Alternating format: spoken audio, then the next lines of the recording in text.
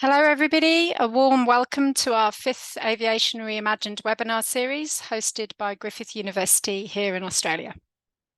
I'd like to start by acknowledging the traditional custodians of the land on which we live and are located for this meeting today, and pay respect to elders past and present, extending that respect to all Aboriginal and Torres Strait Islander people. I'm dialing in today from the traditional country of the Gabbi people of Southeast Queensland. And I want to thank you all for joining us from all over the world as interested individuals, researchers, policymakers, teachers, and representatives from industry, government, and not-for-profit organisations. I'm Dr. Emma Whittlesey. I'm an adjunct industry fellow with Griffith University, and today I'll be facilitating the session with Professor Suzanne Becken from Griffith's Institute for Tourism. This is our final webinar of a 3-part series, which has been running this month and builds on previous years. Please see the chat function where we've put a link to the sessions and presentations from last year, which you are welcome to replay for free. The format and purpose of the series is to engage a range of panelists representing academia, government, industry, and not-for-profits to explore different data and perspectives surrounding aviation decarbonisation, and to facilitate a discussion, and if necessary, a debate through the Q&A. Last week, we looked at managing future environmental impacts, looking at environmental impacts both in the atmosphere, things like via contrails, and on the ground with airports and exploring climate risks. And we also looked at pathways through future technologies, looking in particular at hydrogen. If you didn't have a chance to join us, you can replay that session from our website. Today's session is focusing on aviation's role in a sustainable society, which is increasingly under the microscope alongside the social licence to operate. Despite having an array of social benefits, air travel and decarbonisation efforts also present many challenges. This session will examine some of the social licence pros and cons, considering how we maximise the benefits and system impacts for a credible, trustworthy, legitimate and fair transition. We have 3 presentations today, and at the end we are going to have a Q&A session. So please post any questions for the speakers in the chat function as we go along. And if they're for a particular speaker, please note who it is for. A quick reminder that all of these sessions are recorded and you can access the links to the recordings online. So without further ado, let me warmly welcome our first speaker, Georgine Rudenris from Deloitte, based here in Australia. Georgine Rudenris is a partner with Deloitte, advising private and public sectors on decarbonisation, circular economy, energy transition and sustainability. Current highlights include working for the International Olympic Committee on Climate and Sustainability and Brisbane 2032, as well as a range of engagements on building the hydrogen and low-carbon liquid fuel industries in Queensland. Georgine's going to consider the social challenges and benefits of low-carbon liquid fuels and hydrogen, each of which require a lot of renewables, and how we maximise the benefits of this transition to ensure a better future for all. Thank you for joining us, Georgine, and over to you.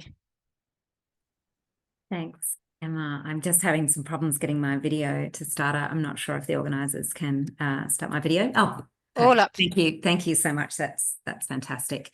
And look, if I can add my acknowledgement of the traditional owners on the land that I'm sitting on today. I'm sitting on the lands of the Turrbal and Yagara people in Meanjin, which is the First Nations name for Brisbane. And we always put our acknowledgement here in Australia, recognising the oldest living culture in the world at this important time when more than ever we need to understand how to survive for another 60,000 years. And there's a few tips and tricks, I'm sure, that First Nations elders and leaders can share with us if we have the patience to listen. So look, I am really excited to be here. Really want to thank Emma and Suzanne and the team at Griffith for this exciting conversation that is just so relevant and timely in terms of what we are trying to do here in Australia. And I probably need to apologise a little bit in advance because I'm very involved in the conversation in Australia. I've spent my career working in policy and therefore I am quite involved in thinking about this issue from a very Australian perspective. But hopefully the experience that we're having here in Australia is of some benefit to people from around the globe. But if I could just move forward, Tara, I know that you're helping me with my slides. Thank you. Thank you. Look, anyone who knows me knows that I always start almost every conversation I have referring back to Jared Diamond and his book Collapse. Because at the end of the day, he did some research on societies that survive and some that don't in the face of environmental catastrophe. And what he concludes is that there are two features of societies that successfully navigate environmental catastrophe, and they are the ability to undertake long-term planning and the willingness to reconsider core values. If you read the detail on those from Jared Diamond, you can see how relevant they continue to be. And I would say that we still continue to struggle with this notion of long-term planning, really thinking about the implications of our actions today in terms of what that's going to look like in 10, 20, 30 years' time. I think too, the willingness to reconsider core values. And I suspect that is just so relevant for this particular conversation. My topic today was to talk about the social benefit of a sustainable aviation sector. At the end of the day, there can only be social upside from the aviation sector becoming more sustainable. We're in a climate crisis after all, and our need to decarbonise is dire. So in that, the issue for aviation is that the pathway to sustainability is not particularly fast in terms of the current technology pathways. And I guess there would have to be a question asked whether the aviation sector can become more sustainable in a time frame that is acceptable to society in the face of increasing impacts of physical climate change, or will other values be reconsidered? Will we be travelling like we are today? On the flip side, I think we have to ask whether communities who have to bear the brunt of decarbonisation of this particular sector, and at the end of the day, it does get back to local communities on the ground, will they be willing to accept the change that is inevitable from the efforts of this sector to decarbonise?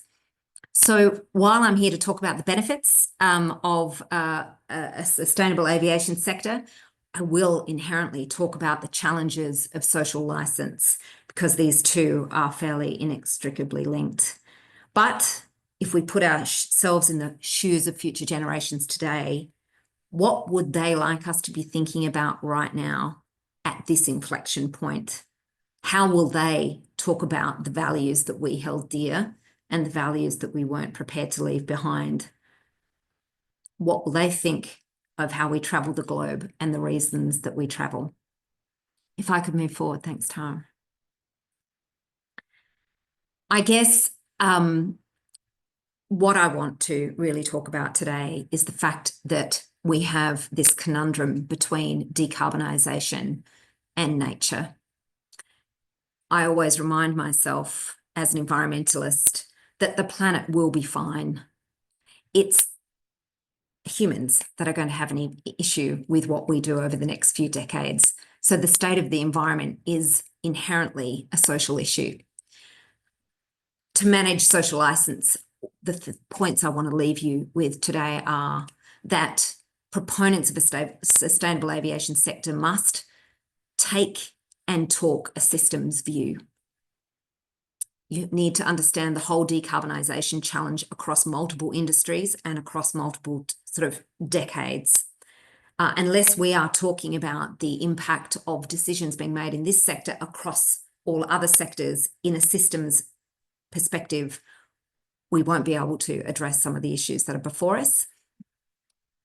You need to demand nature positive outcomes and drive system innovation. If we can move forward. Thank you. We've been doing a lot of thinking about this within Deloitte, because we're working across multiple sectors. We're working with the hydrogen industry that is in Australia, pushing to establish the next export of energy industry to replace the amazing fossil fuel exports that our economy currently relies on. We believe that we can be the next energy exporter to the world, and we are thinking hydrogen is one of the key ways that we can transport our sunlight to the world. And obviously into Asia, where we can use the benefits of our size, the existing relationships that we have.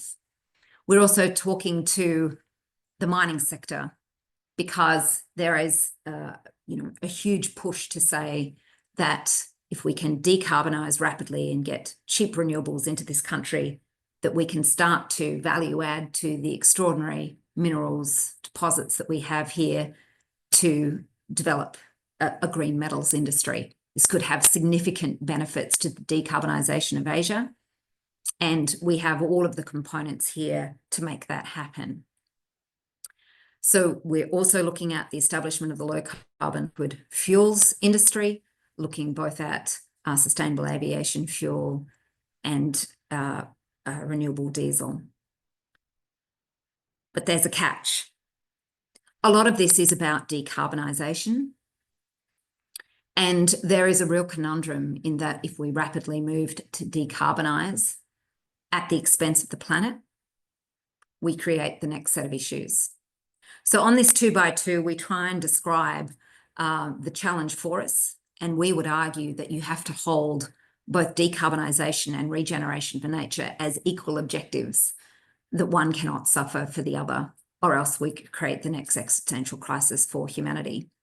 So on this 2x2, we have a down payment for disaster, and we have too little too late. And I'll just talk very briefly to these. Certainly on the too little too late, this is kind of where we are at the moment, and I think everyone can get a sense of that.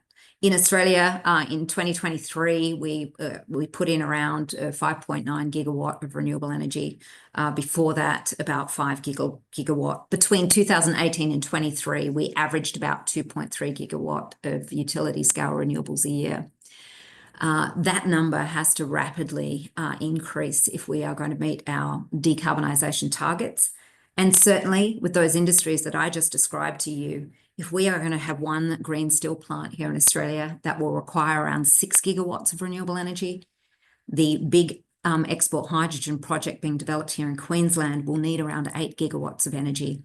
We are not deploying at a rate that is sufficient to start to meet Australia's decarbonisation objectives and to build the new green economy.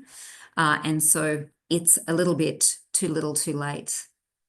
On the other side of this, down payment to disaster, we are, at the end of the day, extracting minerals at a rate for electrification. We are also deploying, at the end of the day, 5 gigawatts of renewables into our environment. I don't have to tell you that the amount of renewables that are going to be required will have a significant impact on our land. We are endowed with wonderful minerals and we are endowed with wonderful nature. We need it all. But if we ignore nature, we have a significant issue. We have signed up to the IUCN frameworks looking to protect 30% of our land to give biodiversity a chance of repair. However, just recently, the Australian government did fail to pass the nature positive laws.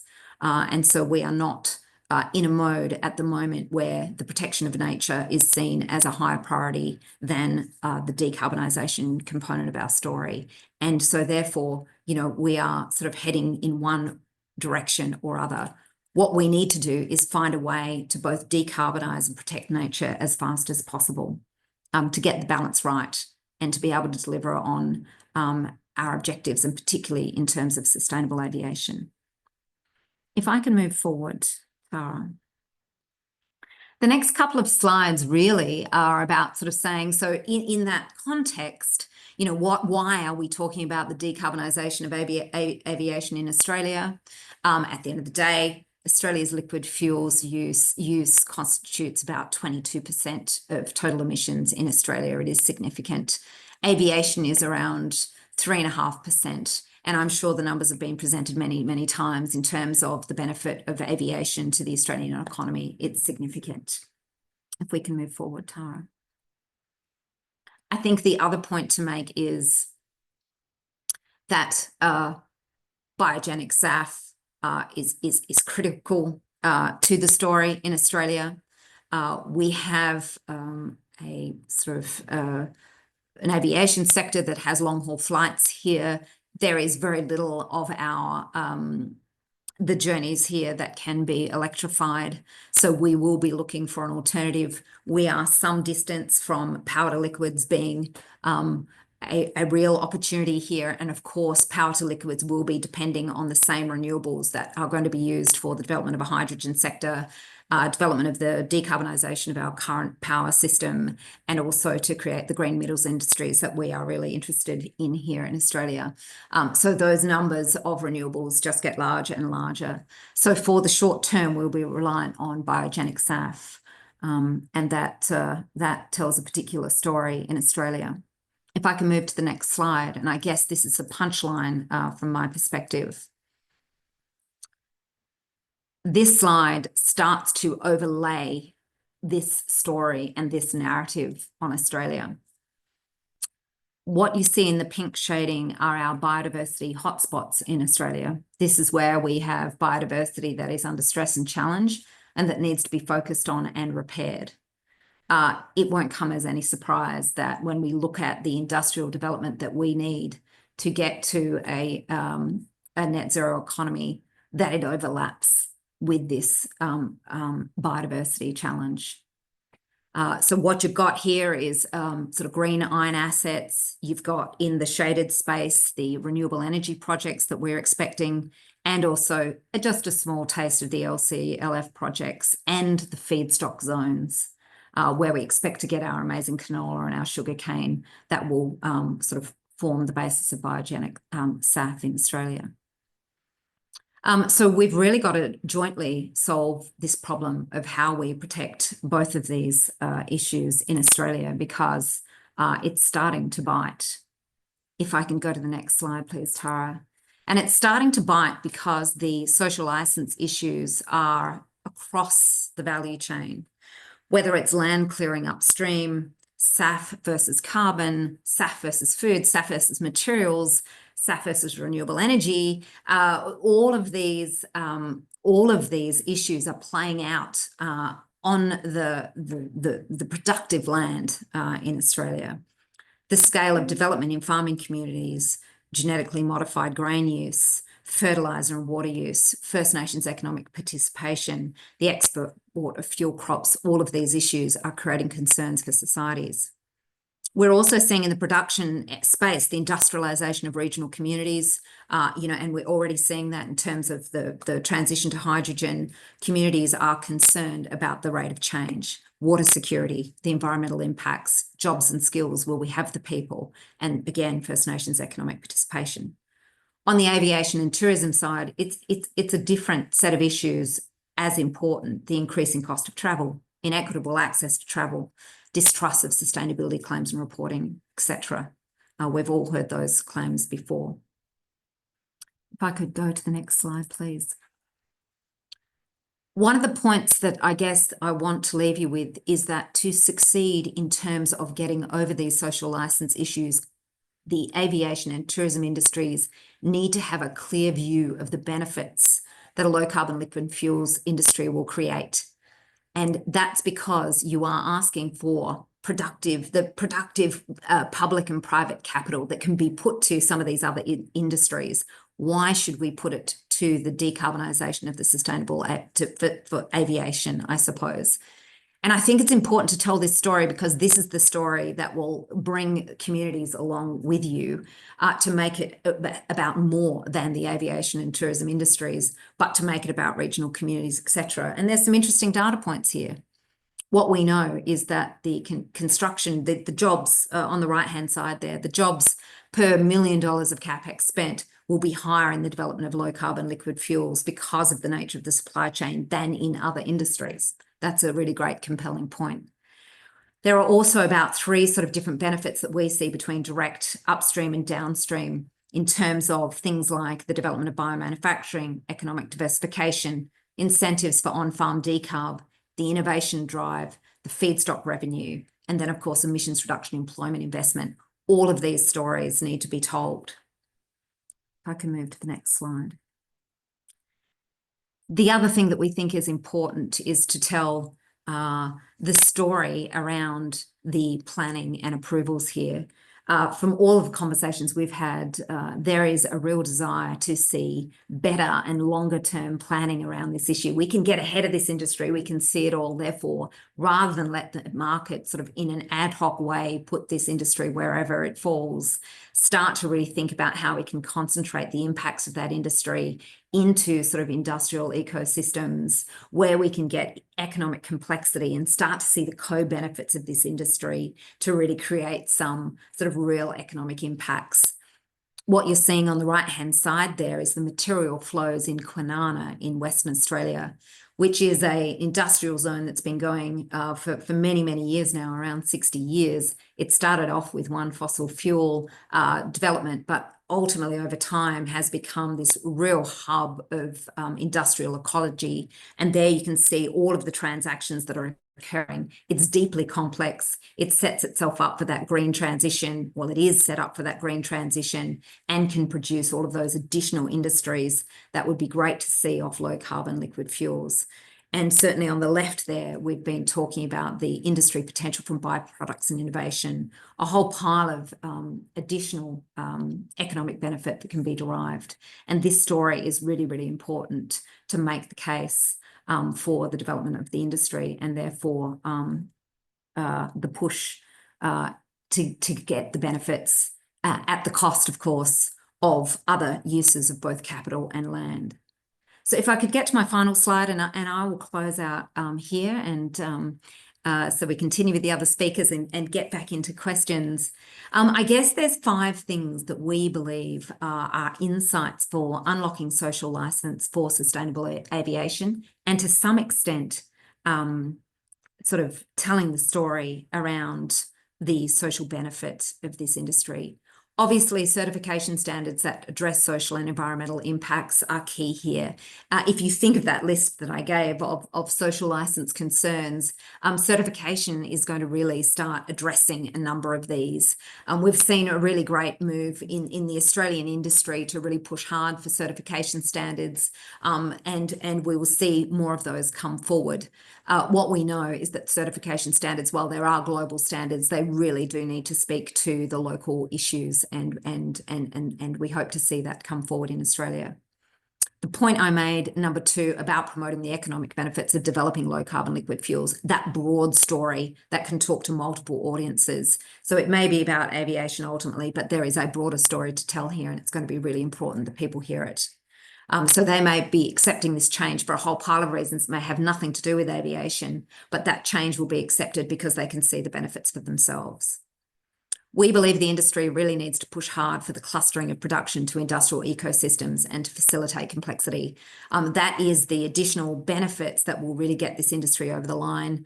And we've seen really great examples of it. And there's obvious cluster points in Australia. And we believe that that's an important component. On the sort of upstream side, promoting regenerative ag. Ag needs to deliver food, fuel, energy, materials, and biodiversity. How is that regenerative agricultural outcome really encouraged? How is the land sector brought on that journey to ensure that we've got the right outcomes coming out from the impacts of biogenic feedstocks? And finally, we see the real benefit at the moment. We've got a planning system that is slow. It is not being able to deploy the renewables fast enough. And at the moment, it is very linear. We're not seeing the nature positive outcomes baked into the planning system. We're still seeing conversations around green tape. Any removal of what is perceived as green tape will only increase the social license issues of the industry. So we need to see innovation in the planning system. Approvals can be digitised. They can really get sort of regional baselines, do a whole pile more to ensure that the outcomes of industry are done in a nature positive way, but done rapidly and quickly so that we can get the deployment that we need. So innovation in the planning system will require industry to partner with the conservation sector and others in unusual alliances, but nonetheless, innovation in that area really needs to occur. I'll leave it there. Look forward to the questions. Thanks so much. Thank you, Georgine. Thank you very much for your really thought-provoking presentation, and I really appreciate that you broadened the perspective a little bit in making us think about the implications, for example, of mineral extraction or large-scale land use changes for SAF production, even the impacts of renewable energy. So thank you for that. I'm looking forward to the Q&A later, and I see there's already questions posted. If you have more questions for Georgine, please keep posting them, as well as for our next speaker, who I'm very pleased to introduce now. Professor Paul Peters from Breda University in the Netherlands is joining us. Paul, I really appreciate you getting up early for us. Paul is he's been with us before, indeed, for the first year of this webinar series, so it's great to have you back. Now an emeritus professor at the Center for Sustainability, Tourism and Transport. Paul has been working in this area for many decades. Indeed, Paul started as an aircraft engineer, as a designer at Fokker, and then moved into research, in particular focusing on the greenhouse gas emissions of aviation and tourism more broadly. So today, Paul will share with us some thoughts around the opportunities and challenges of air travel carbon footprint information, like eco-labeling, and if this is useful at all in changing behavior. So I'm really looking forward to your presentation, Paul, and the floor is yours. Thank you, Suzanne, and thank you, Griffith, for inviting me to this webinar.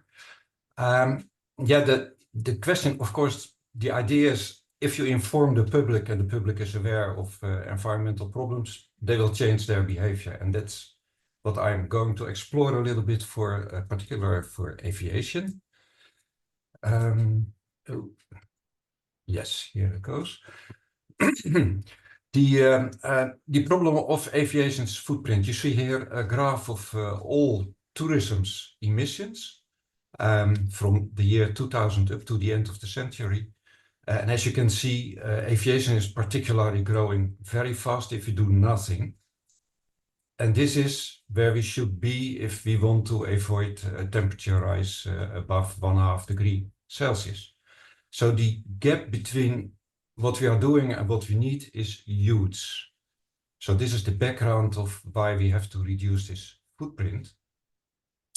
And just to show you something, here you see a graph that shows the number of trips per distance class. So to the left, you have the short distances, for instance, the first one, 50 to 100 kilometers, and that goes up to 13,000 to 18,000 kilometers, which is the longest. What you can see from this graph is that most trips are less than 2,000 kilometers in one-way distance, and only a tiny tail goes to the high end. However, if you look at the emissions, it's the complete reverse. So you could say the devil is in the tail.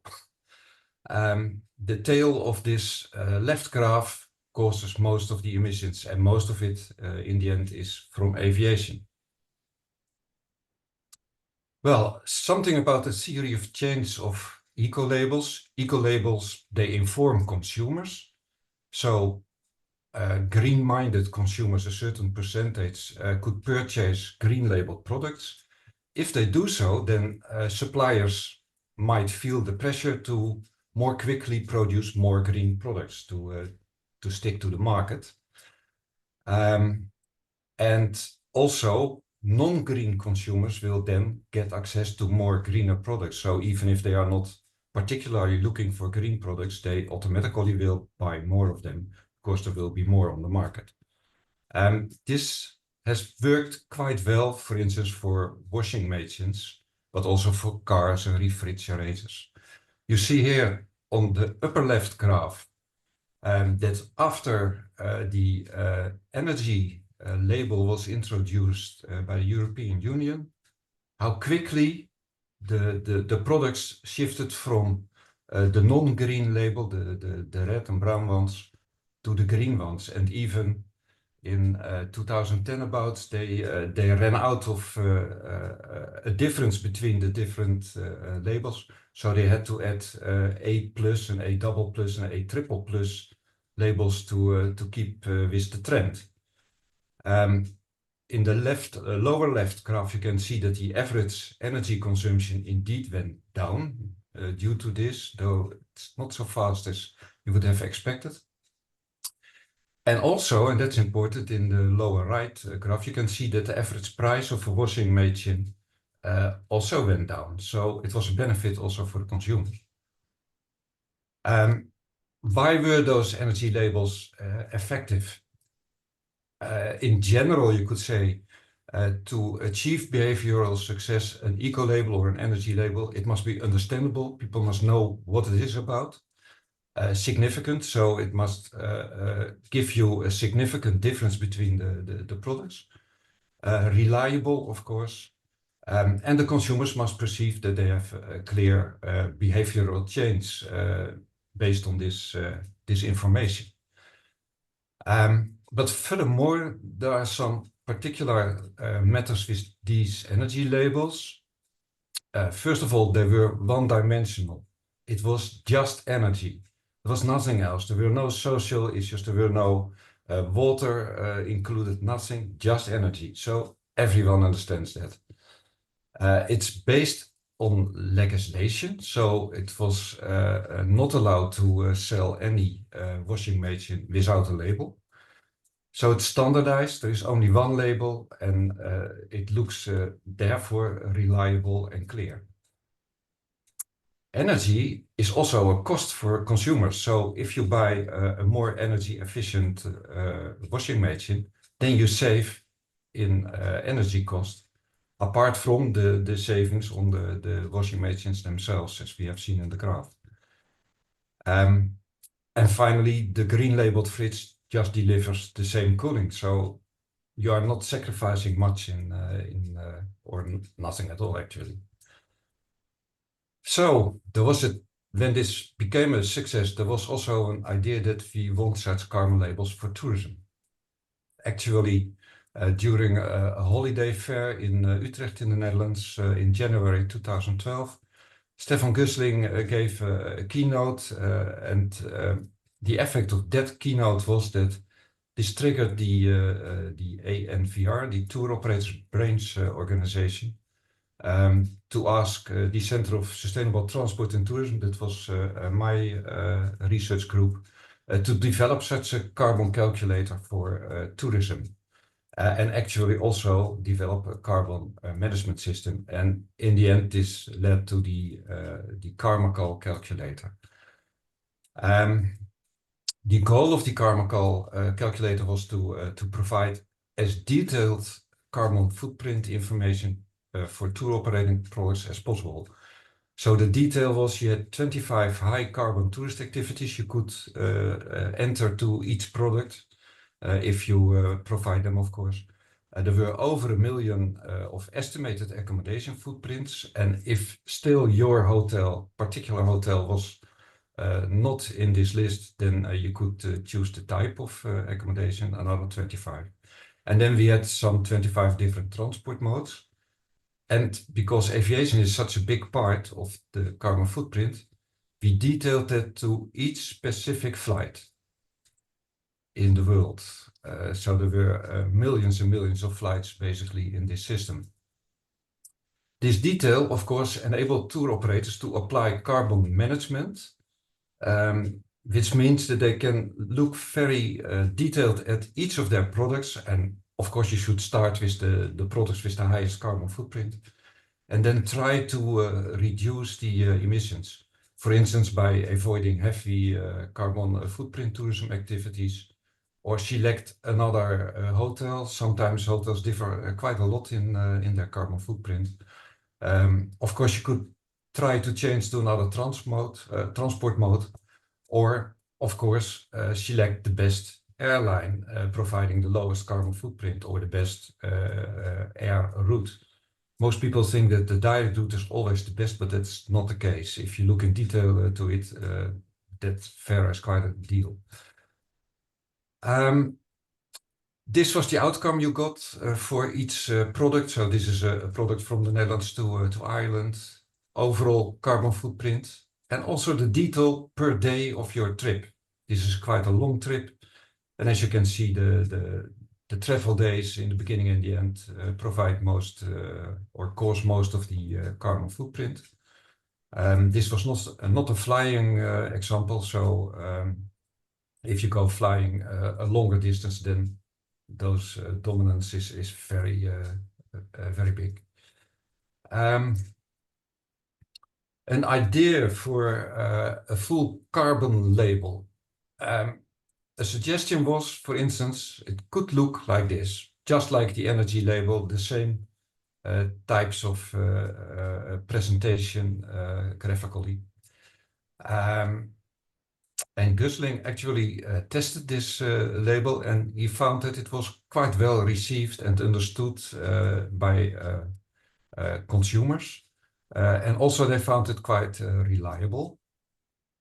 But the Dutch tour operators failed to implement it. Part of the problem was that they were not allowed to use this graphic of A to F labels because the European Union said that it's confusing because it's now for cars and white goods.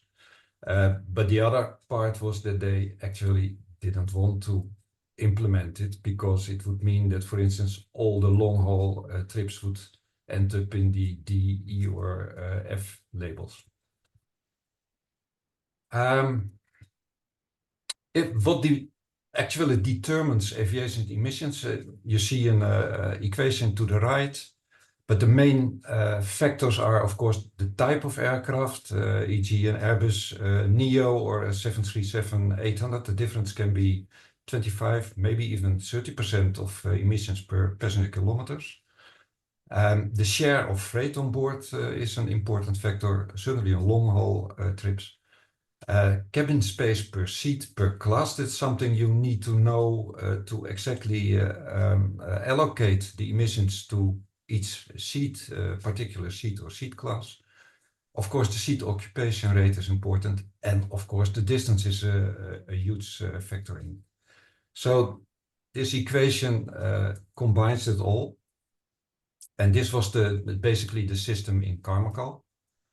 And actually, while we didn't succeed to make Carmichael a big thing, only a few tour operators used it, and mainly for calculating offsets. Currently, you can find such detail on the Google Flights and several other websites, which are based on the TIM, the Travel Impact Model, which was developed by Google. And it looks like this. So you can see in one view as a consumer that there are green flights. Those are performing better, like 8 or 9% or even 31% on the first line than the average. And the other ones are all gray, even if they do much worse than average. Well, if we look at of course, a consumer could now say, okay, I go for the first flight, it's the cheapest anyway, so I will do that. So someone buying a green flight saves for personally quite a lot of emissions, can be up to 30%. But what will happen on the global level, at the systems level? Well, assume that 100% of customers or consumers will choose green, basically, or wanting to choose green. Then those green tickets will be sold out quite soon. And then, of course, because you have already decided to buy a ticket, you will buy one of the remaining gray ones. So no kilogram of carbon dioxide will be saved at the systems level. The fleet is not changing from the individual choice of any of the consumers. So even this massive behavioral change or intention to the change, it doesn't reduce any emissions. The only thing is that happens is that the green flights will be sold out a little bit earlier. in reality, not 100% of the customers will choose or will intend to have the green ones. It's only a small minority, so that even if there were an effect, it would be reduced by this fact as well. So yeah, and the problem is the aviation systems are very inert. New types to develop take a decade at least. Only one in 1 or 2 decades arrives on the market. Also, they are used quite a long time, so the sector is simply not able to react quickly to this kind of demand changes. Airlines, of course, they could put more seats in the aircraft, and then they will become more green and might even reach above average or below average emissions. But the problem is that then the cost also goes down, and thus the ticket prices, and that will cause an almost 100% rebound. The demand will grow for the same emissions. Emissions will not go down with the same demand. Just to look at the process, where do you need carbon information most? In the middle blocks, you can see at first people will discuss, are we going to travel and whatever kind of things do we want to do? The second stage is that people will choose what are we going to do in combination with where are we going to do. Those two have quite a lot with each other to do. Then in the third stage, they will choose an accommodation and a transport mode. And if the distance, the destination choice was more than 1,000 kilometers, the transport mode will almost always be aviation. And then only in stage 4, the ticket booking comes in. But as you can see in the lower graph, then your opportunities to make choices that are relevant for the carbon footprint are quite low. While in the beginning, choosing the destination, of course, that makes the big difference for a high or a low carbon footprint travel. So where the information is very important is for inspirators, travel websites, travel blogs, travel magazines. Also, tour operators could do quite a lot, and they should provide this information. While if you are in the stage of the airlines, then of course, yeah, buying the ticket, you buy the ticket you want, and then your margins are quite small. Of course, the achievement of Google to roll out this system and have millions and millions of people having this information, it's perfect, it's necessary, it's essential. But just providing that information doesn't change the system. It can for business travel because businesses, they plan ahead and they weigh the necessity of the travels against the number of flights and where they have to go and if they have to go. So this might affect the number of flights and also the distances that are traveled, and that might have an impact on demand and thus on the supply as well. Some aircraft might be grounded if businesses choose to fly less. For leisure, it's quite different, but if you go for a tour operator label, it works better because the destination choice is part of is covered by the information. And then, of course, the travel inspiration sites and enterprises could do quite a lot here. Wrapping up, the aviation system is too inert to be directly influenced by carbon label induced consumer behavior.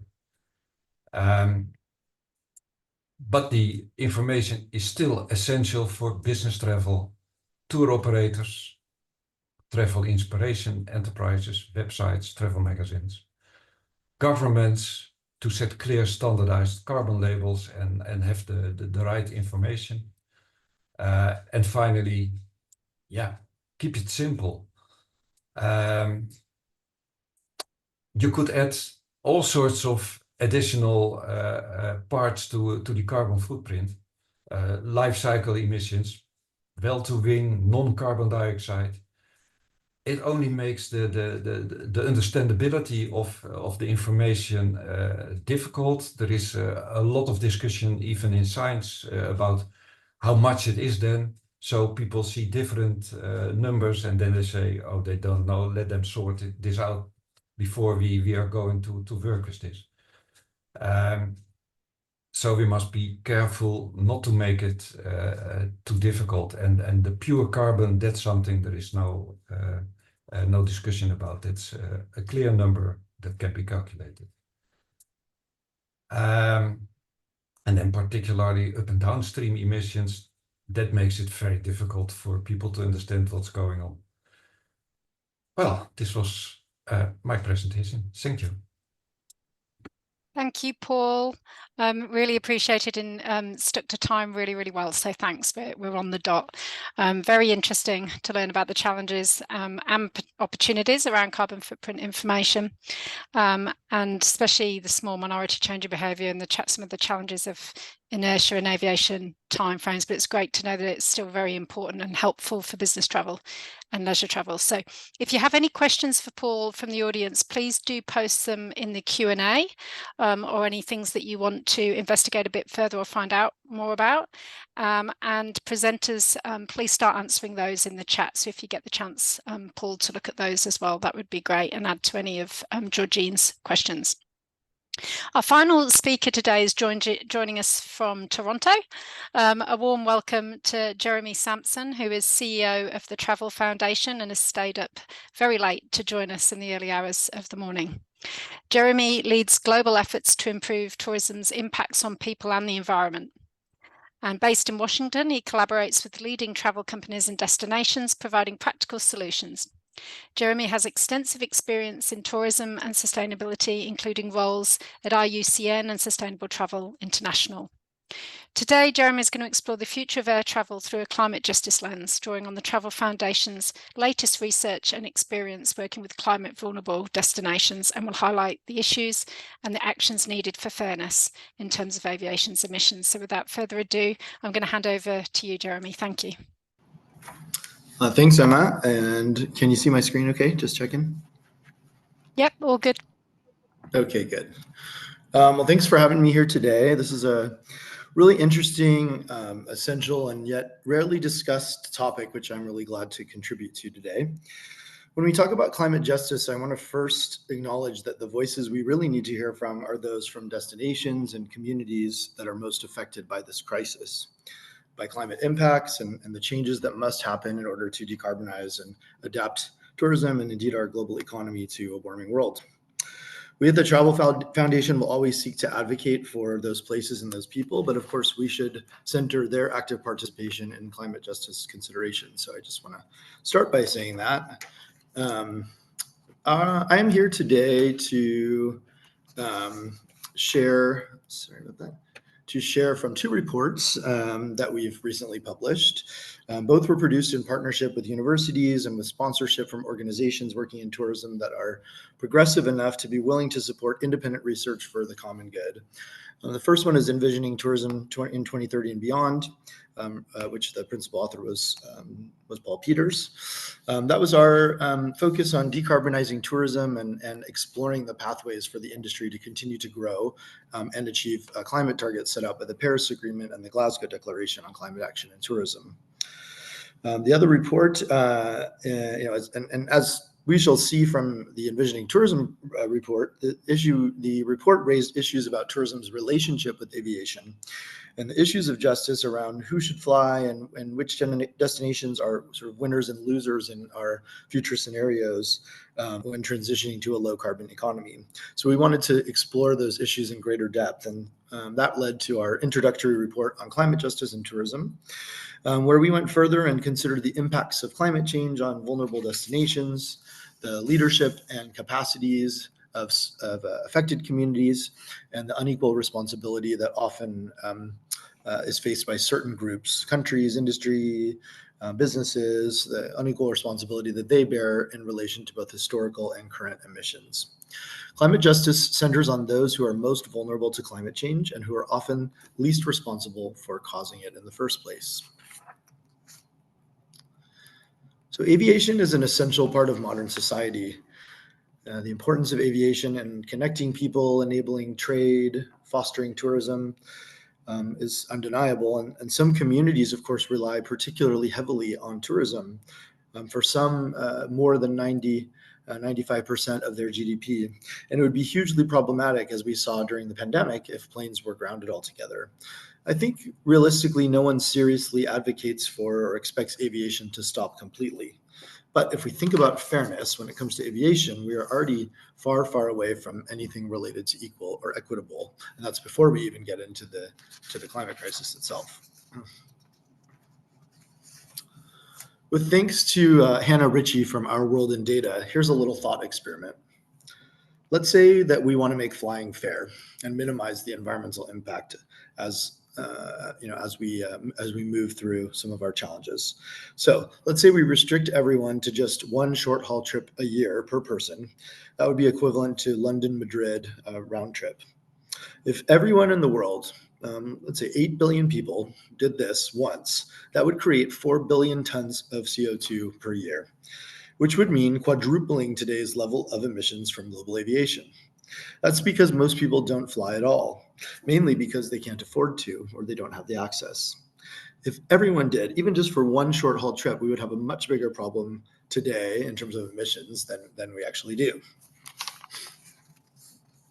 And if most people don't fly, that means a small number of people must fly quite a lot. Globally, around 80 to 90% of the world doesn't fly in a given year. It's likely that just over 10% of the world will board a plane in 2024. And only 2 to 8% of the world will actually go on more than one trip by plane in their entire lifetime. And just 1% will fly frequently. These frequent flyers are responsible for at least half of global emissions from passenger aviation. Those who fly and who fly regularly are much more likely to come from a high income bracket or in a high income country for understandable reasons. Here in this map, we have a website that it's taken from a website that shows flights in real time. And most flights are going from high income countries in the global north to another high income country in the global north. Emissions of travel to and within developing countries make up only 5.4% of all global emissions as recently as the year 2019. So we're starting to see why climate justice is such an important issue for aviation and for tourism. High and upper middle income countries account for 90% of emissions. Lower and lower income countries, just 10% of those emissions. And those wealthy countries are continuing to increase emissions from transportation, from global travel and tourism, not decrease them as we're meant to do and as we've signed up to through our global agreements that are based on what science tells us is required. In our Vision 2030 report, we showed that based on business as usual, emissions are set to rise, not fall, and rise pretty steeply. By 2050, tourism-related emissions would increase by 73% from that baseline of 2019. And in such a scenario, tourism would use a staggering 66% of the world's remaining climate budget between 2023 and 2100. That's simply unacceptable and pretty incompatible with reaching the targets laid out by Paris and Glasgow. The challenges, as you can see, are pretty enormous. And as you can see, aviation makes up the bulk of emissions from our sector. Now, most trips don't involve flying at all. When we did our global model, we looked at every single trip one night away from home, including a short road trip to visit family. So most trips don't involve flying, but when they do, flying is by far the biggest share of the CO2 emissions of that trip. We know that in 2019, flying was responsible for 55% of all of tourism's emissions, but only 23% of overall trips were taken in an airplane. And long-haul flights are particularly polluting. Long-distance trips, in the Australian or Southern Hemisphere perspective, we could say Auckland to Singapore, return and further, that's 16,000 kilometers, were responsible for 19% of all of tourism's global emissions, yet accounted for only 1.9% of all trips. So clearly any plan for decarbonizing the travel and tourism sector has to deal with this particular challenge. And while we see that the majority of emissions come from the global north, it's the global south that will suffer the most from climate change. This map shows climate risk for destinations based on vulnerability of tourism assets, tourism resources, and tourism infrastructure. And so the impacts from climate change are disproportionately felt by those who travel the least and who cause the least emissions. Low-income countries, predominantly in the global south, account for less than 1% of all of total travel and tourism emissions, but again, will suffer the most from climate change. So how should the industry respond to make emissions fairer and compensate countries for climate-related issues, supporting developing countries and tourism-dependent destinations, such as those in the Caribbean, the Pacific, and the Indian Ocean, not to have to start suffering from an economic perspective? Let's start thinking about what that fair world might look like. In a fair world, we wouldn't grow emissions at all. We would rapidly reduce them. We might distribute flights more fairly around the world to make sure that there's equal distribution of benefits, or at least more even. Those who benefit most from flying would compensate for the climate impacts and the rest of the transition that is required in order for the world to move forward. How could we do this? Well, I know that first and foremost, that offsetting is likely not to be the answer, at least not in the long term. No one is saying that investing in forests, nature, environmental protection is a bad thing, and there is obviously a need for ongoing investment and finance in those areas. However, there are numerous practical questions regarding the effectiveness of carbon offsets in preventing deforestation and reducing emissions. From a climate justice perspective, recent research has highlighted the challenging social implications of offset schemes, such as threats to livelihoods of indigenous communities and traditional sustainable agricultural practices that are often concentrated in areas targeted for offsets. Net zero, which is the goal for 2050, basically means zero, keeping as much carbon in the ground as is humanly possible, and relying on offsets only for those emissions that are impossible to avoid. But simply relying on offsets, as the airline industry has wanted to do over a couple of decades, is problematic, and at worst is increasingly more likely a diversion of investment for where that investment needs to go, which is toward long-term emission reduction. Strategies that keep the fossil fuels in the ground. So we've decided not to use offsetting in our decarbonization scenarios, and we felt that that was the right decision to make given this context. Can we make it fairer by flying green instead? Of course, if we just want to make flying free from greenhouse gas, we can fly as much as we like and not have an impact on the climate. And ultimately, that is a reality that we might face. But as most of you will know, aviation is what's called a so-called hard-to-abate category. We cannot make aviation green very easily at the moment. Unlike automobiles, coaches, ferries, where there's a clear path to net zero via electrification and investment in the right, in the right areas, we will not be traveling in electric planes anytime soon. The impossibility of replacing an entire fleet with electric airplanes is beyond our capacity at the moment. There are alternatives, of course. One already in use, as most of you will know, is sustainable aviation fuel, or SAF, which can be used with existing fleets. But in 2019, back to our baseline year, the amount of SAF produced globally was only 0.1% of the 300 million tons of jet fuel required to fly our fleet of planes around the world in a year-long basis. Delta Airlines has said sustainable aviation fuel is the most promising lever known today to accelerate progress towards our net zero future. But unfortunately, there isn't enough SAF to fly the world's commercial airlines for even a single day. The numbers have improved slightly since 2019, but they are nowhere near where they need to be, at the scale they need to be, at the speed they need to be in order for us to make this a reality. Increasing biofuels is problematic, and there are limitations around land use and availability of organic waste. In our model for decarbonizing tourism, we use synthetic e-fuels. The main limitation there will be the availability of renewable energy, as tourism is not the only sector requiring, having demand for sustainable fuel, particularly in a decarbonizing world where that demand for renewable energy will increase across all industries, not only air travel. As the distance traveled by air and fuel demand is set to triple by 2050 under business as usual, there's really no possibility of covering this with 100% sustainable aviation fuel.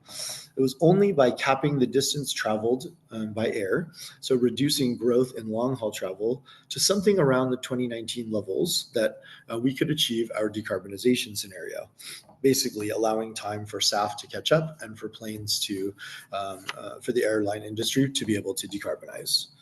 Even then, we would need huge investments and a huge amount of political will to bring SAF to use to 100% by 2050. We are facing a problem of speed and scale.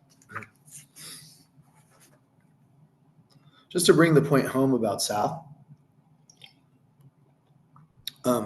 this is how much dirty jet fuel we will burn under the business as usual scenario between now and 2050.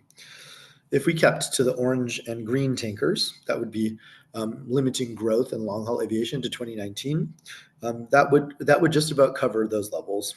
And if we have if we were to have a maximum level of investment in e-fuel, we could produce that amount that would cover us to 2019 levels. That also will require more investment, and that investment to happen yesterday. But we cannot cover the rest of the tankers, which is again the direction the industry is headed in a business as usual scenario. So if we do end up limiting growth of aviation and making some decisions to do that, how do we decide who wins and who gets to fly? Limiting the total distance flown to around 2019 doesn't necessarily mean that we should stay with the status quo, and the same types of flights should be happening, where the global north would continue to get to fly and make decisions about where to go that might often include other countries in the global north. We could prioritize flying to places that are most dependent on tourism for their economies and most dependent on flying with a lack of alternative options. For example, in the South Pacific, there is no rail infrastructure that's going to suddenly get us from the US to Samoa. We've heard that emissions to travel within developing countries make up only 5.4% of emissions in 2019. So this means we could easily allow for travel to lower income countries in order to support the sustainable development goals and still be in pretty good shape.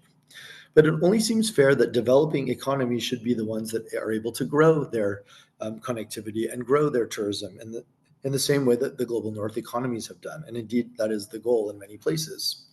If so, any growth here would mean an increase in emissions, which would need an even greater reduction elsewhere, because most of the source markets people will be coming from, from long distances.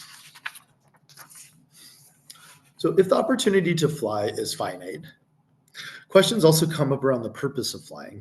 Is business travel or visiting family and friends more or less justifiable than leisure tourism? I ask myself this question. I fly pretty frequently to advocate for climate action, but at the end of the day, those emissions are the same as anyone else's. So there are two sides of the argument. Those in meetings and events, for example, see their emissions and their work as less frivolous. Those in leisure tourism see their work as essential to quality of life and well-being, and less easy to substitute with online alternatives than business meetings are. There is no easy answer here.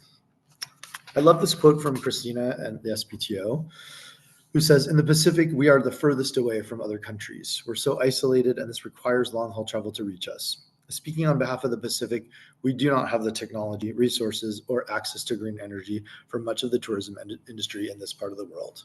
And I've heard Tina speak several times about what's going on in the Pacific, and the impact of climate change is already being felt on the ground on a day-to-day basis. And so it's powerful to listen to those perspectives and to understand that this is a situation that has already arrived on our shores. So some other suggestions about how we might make this situation more fair. Recent paper in the New Economics Foundation looked at a frequent flyer levy in Europe. This kind of policy is one of the more popular initiatives in the polls because it really doesn't affect most people and everyone can keep on flying. Certainly, it seems that taxes and other subsidies for flying and frequent flying incentives should be a thing of the past in a warming world. A frequent flyer levy may be questionable from a demand reduction perspective. While more expensive tickets will have an effect, and that expense is already increasing for most people, we found that increased SAF will already increase ticket prices significantly, and likely looking at something like 3 times more expensive as as that investment takes hold. However, a frequent flyer levy could make sense from a polluter pays perspective in the climate justice lens. Perhaps doing so would raise much needed funds to compensate for climate impacts, and which is in the conservation climate world, it's called loss and damage, and invest in the transition to greener transport, which is needed everywhere. Could international transport emissions be added to destination carbon budgets? So what happens right now, interestingly, is that international emissions, so travel to and from places, are not considered in anyone's national carbon budget. In a way, they are considered ghost emissions.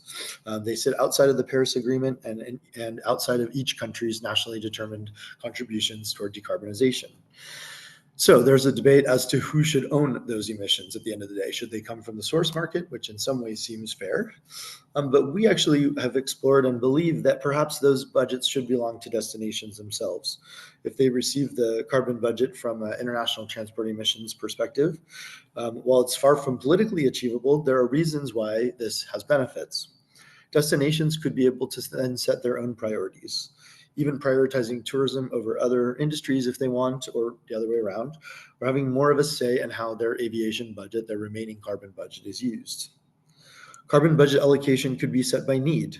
Those countries most reliant on aviation could be distributed a wider budget. It would incentivize airlines to decarbonize and therefore enable them to offer more flights to places to more customers. And destinations can make sure that they optimize every ton of carbon spend by maximizing the markets that are going to bring them the best return on investment for that carbon budget. Norway has actually looked at this, analyzed the carbon intensity of their tourism sector, and found that their business travel sector was much more carbon intensive than their leisure travel sector, producing 44.31 CO2 per million Norwegian krone. 2 times higher than leisure, both domestic and internationally. And at the end of the day, Norway decided to deprioritize business travel in their latest strategy. Furthermore, one study of US visitors to Barcelona found US visitors spend 70% more than Europeans, but they have a much larger carbon footprint. So they would need to spend 36 times as much in order to match the average sort of income to carbon ratio, or they would have to stay an extra 3 weeks to have the same daily footprint as Europeans. Of course, duration of stay is a significant factor, and that affects overall carbon intensity of a market segment. But the longer the visitor stays in a destination, the lower their per day average emissions would be.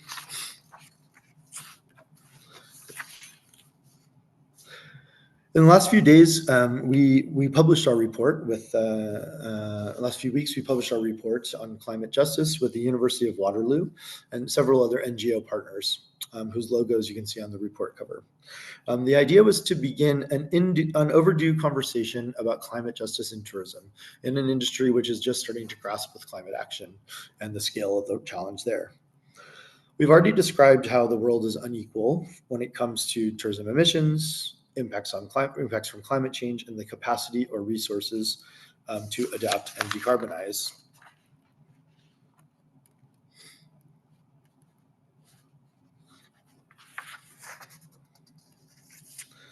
The reliance on an aviation-based economy can exacerbate climate risk for communities as well. Aviation and tourism are susceptible to increased disruption and rising costs associated with extreme weather, with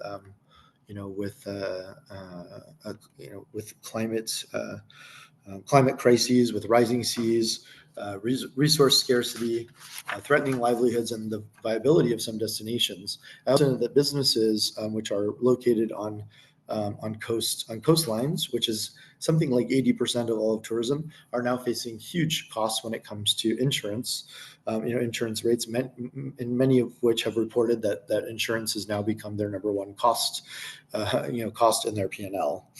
So with all this uncertainty, perhaps it is right in such circumstances that commercial aviation we should look at how we might stop or reduce the amount of aviation which is creating some of this risk. But how can we ensure that it's managed fairly in order to have a just transition, and that the market doesn't just take over and turn things into a further inequitable situation? The question here is, how can the travel and tourism industry provide a climate response that supports the needs of the most vulnerable communities and businesses so that no one is left behind? Our report, one more slide, where'd it go? Sorry about that. This is the important one, so I don't want everyone to miss it. We do have some strategic recommendations to sort of unwind this particular challenge. Our climate justice report calls for the tourism sector to do a couple of things. First of all, embrace climate justice fully by taking the time to understand its implications and integrating it into all areas of our operations. Collaborate at a scale that we've not really seen before. Collaborate on large-scale initiatives to address climate risks meaningfully with investment, and to take opportunities for the industry to position itself as a key tool for sustainable development.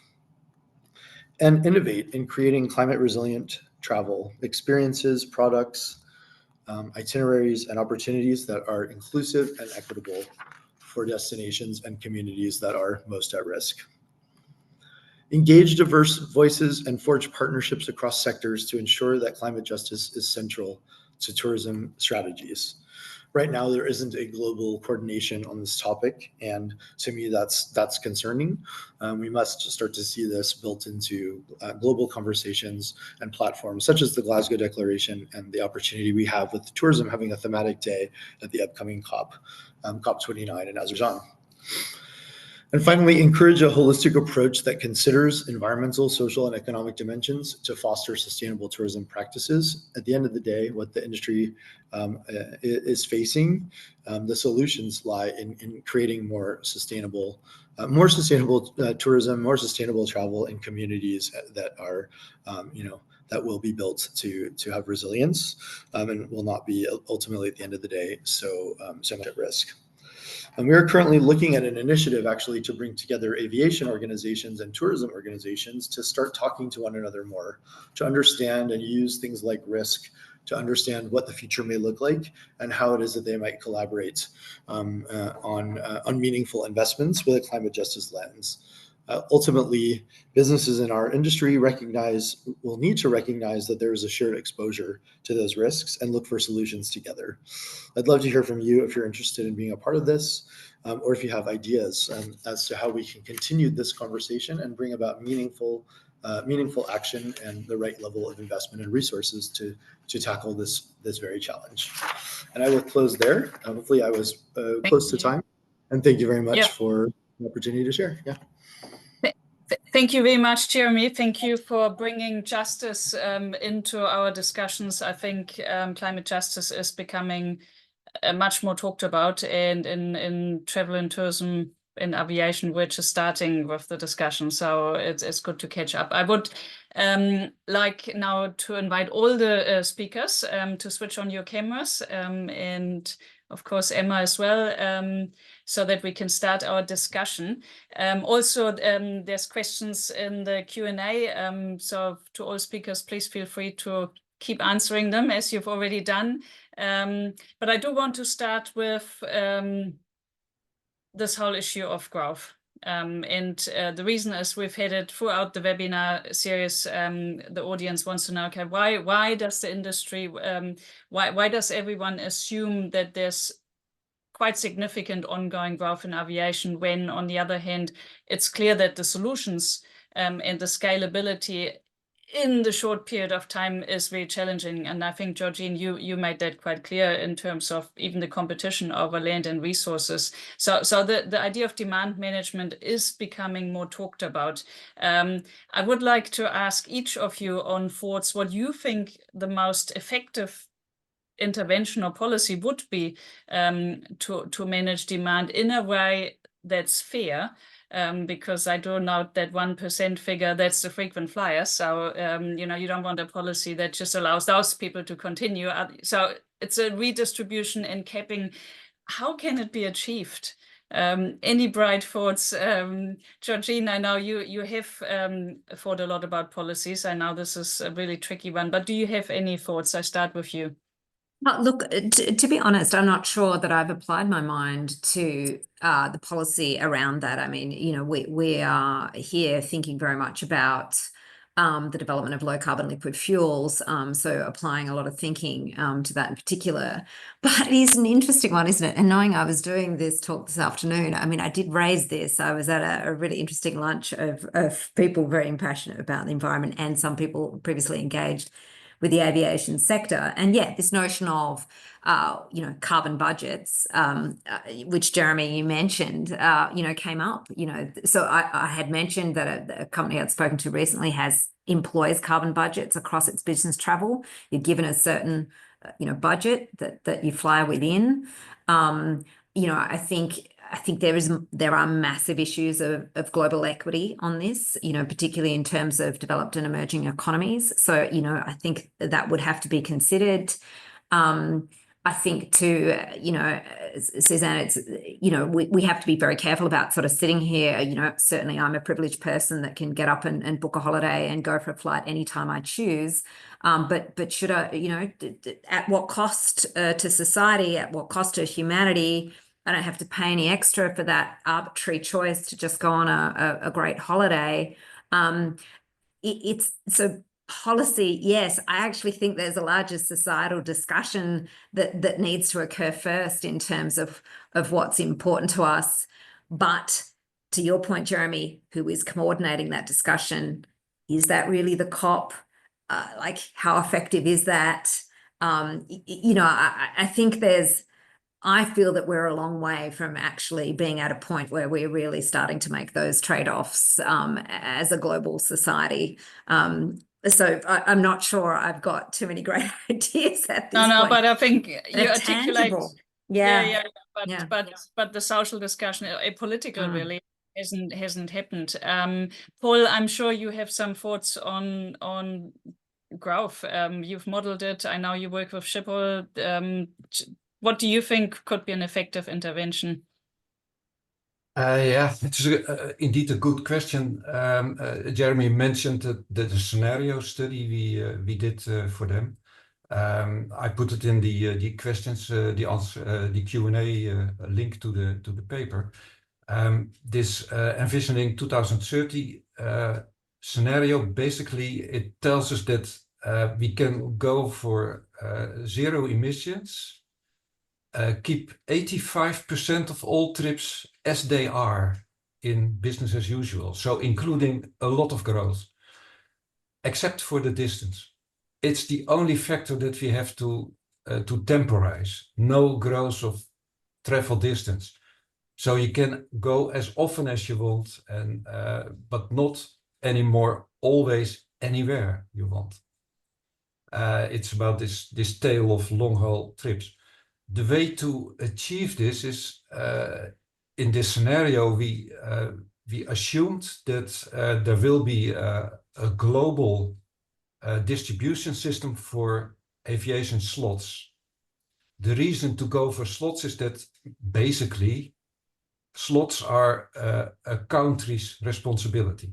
Every country can decide to build more airports or can decide to not do so. So the slots is something, as a country, you have quite a lot to say about. Though in Europe it's more difficult, as we have seen with Schiphol. We had a minister who wanted to degrow Schiphol, and that was not allowed by international trade law. While the current airport is actually operating illegally. It's not sticking to the noise laws of the Netherlands. It's simply going over it, and still we are not allowed to reduce because of that the size, because of trade laws. But anyway, a slot limitation would be a good idea, particularly because it gives you the opportunity to redistribute the slots over the world. Currently, most slots are in the United States, and they are growing still very fast. And there are many growing, of course, in China and some other places in the world. While those people have already so many slots. I mean, what does it add? Another flight? It doesn't add that much.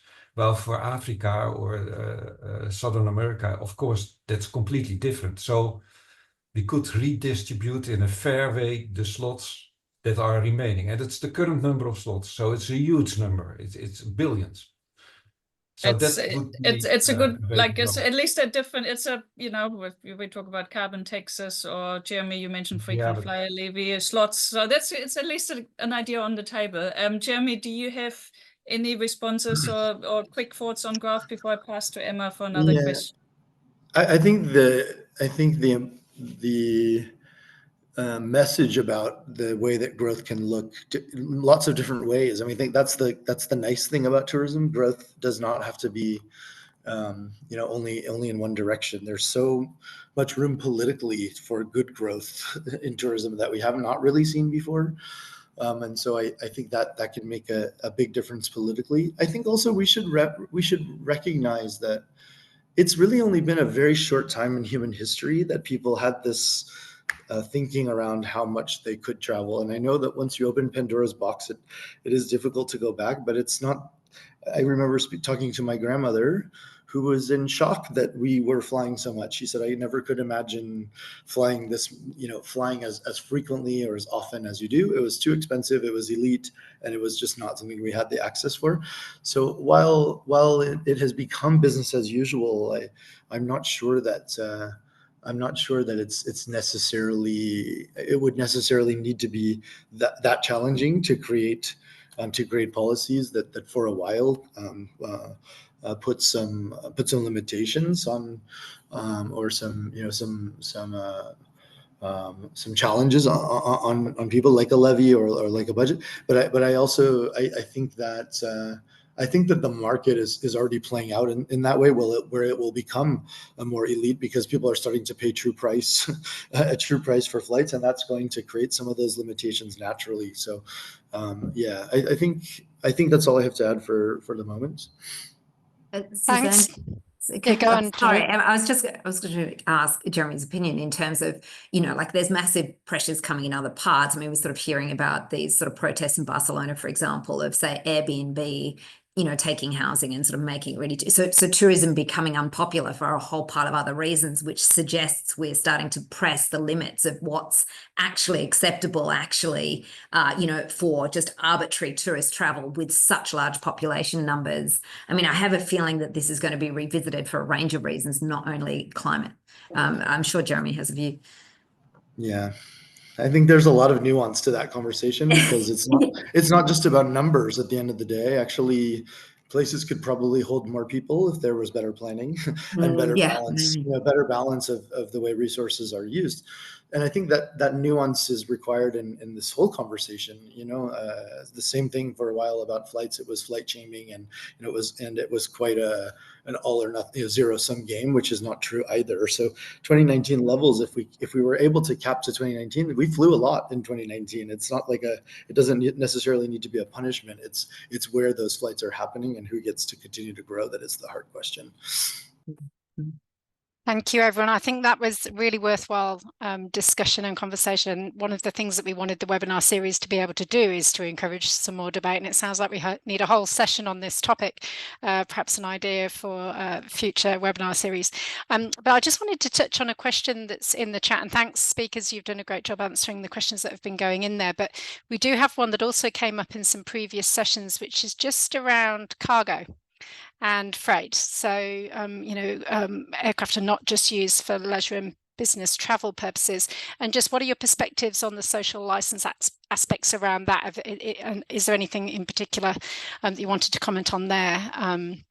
In terms of the parcels and goods that individuals buy and which are delivered by air, but also more broadly, broader freight applications. So I might start with Paul, just to give, as Georgine and Jeremy just spoke, and then go to Georgine and then Jeremy. Yes, thank you. Yeah, the cargo question, basically 30 years ago, there was not so much cargo on airplanes. And even within Europe, for instance, most of the air cargo was actually physically transported by vans, not by aircraft. It was just a label because people thought it was faster. It wasn't, but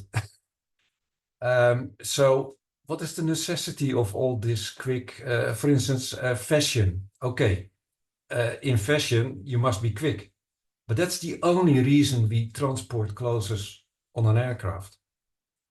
And that causes 10, 20, 30 times more emissions than when you put it in a ship and let it have its 2 weeks or 3 weeks. But because of fashion, you must be the first. So the world is not going worse if we simply skip this idea that we need it next week and cannot wait a couple of weeks more. And if everyone does it, it doesn't matter, because then you can still be the first, but then by ship. So it doesn't make sense, actually, but it's massive. The same for flowers.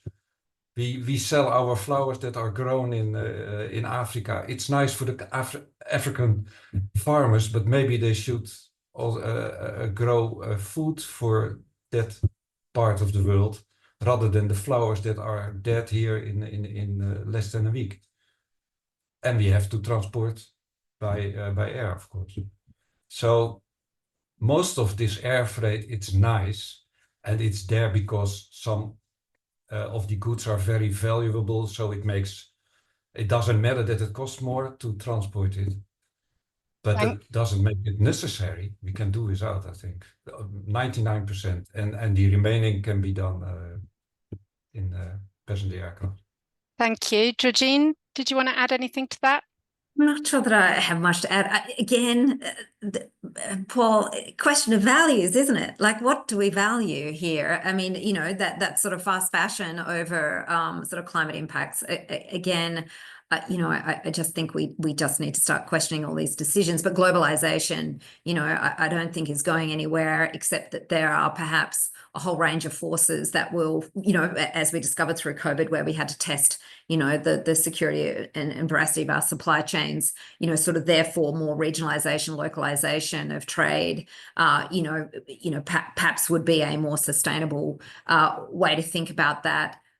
You know, circular economy, of course, within both at a global level, but also sort of at more regional and local levels. So, you know, there is so much rethinking that we need to do if we are going to bring this sort of back under control, and all of these things, I think, have to be interrogated for sure. Jeremy, anything to finish off on? Just, you know, I think we've probably all had that experience where you're sitting in the grocery store and you look and you think, why are there so many things here? do I need all these things? How did they get here? And why are they always here? And why do I need 17 different types of toothpaste? And I don't know, it is, I agree on the question of like, what do we value? Why do we expect? Why should we expect at a time when our planet is not healthy, that we have 17 types of toothpaste every single day available to us? I think we need to, and there needs to be some expectation shifting in consumer behaviors and behavior change that will allow for reducing those expectations and also valuing what's local. I've also been to some talks that really demonstrate that almost everything you need for most people can be found in a 50-kilometer radius. So, you know, I think that at some point we'll have to ask the question, at what cost? You know, do we have these things? And look, someone did post in the Q&A about carbon tax, and in some ways, if one was to decide that we truly need to internalize the cost of carbon, maybe, you know, Alipay and Amazon would become more expensive, because someone also posted about that, you know, the whole e-commerce and buying things online. We have only maybe 1 minute left. I have a fast speed dating question for each of you, because someone asked about virtual reality. Can virtual reality replace long-haul travel, Paul? I say that even though we're at the bottom of the world, but you tell us this is a vast tale. Is there a potential for virtual reality? Really quick, like a yes, no. Paul? No. No. You don't buy that. Georgine? Carbon impact of data centers and the renewable requirements to power them. Oh my goodness, and water. So as long as we're looking at the LCA trade-off. Okay. Yeah, good point, Jeremy. People want to travel. At the end of the day, people want to travel. I don't know that the global tourism industrial complex needs to be the way to do so. I think there may be other ways to travel, but I don't think virtually is going to replace the human experience. Back to you, Emma. Yeah, thanks everybody. I just wanted to really extend a really big thank you to all three of you for joining us today. I'm going to wrap up our last webinar. This is the final in the series, but I just wanted to remind everybody that you can replay them all. We'll share the links, they're on our website, so the link for this will be posted up early next week. And we do also welcome your feedback and encourage you to complete our short follow-up survey, which we're going to send out to you all early next week and get feedback on how you found it went and improvements for the future running. So we hope you've enjoyed today and the whole webinar series and have found it informative and thought-provoking, and we hope it can advance some further decarbonisation and certainly some deep conversations to help us progress aviation's role in that. Thank you from all of us and enjoy the rest of your day. Thank you. Thanks, everyone.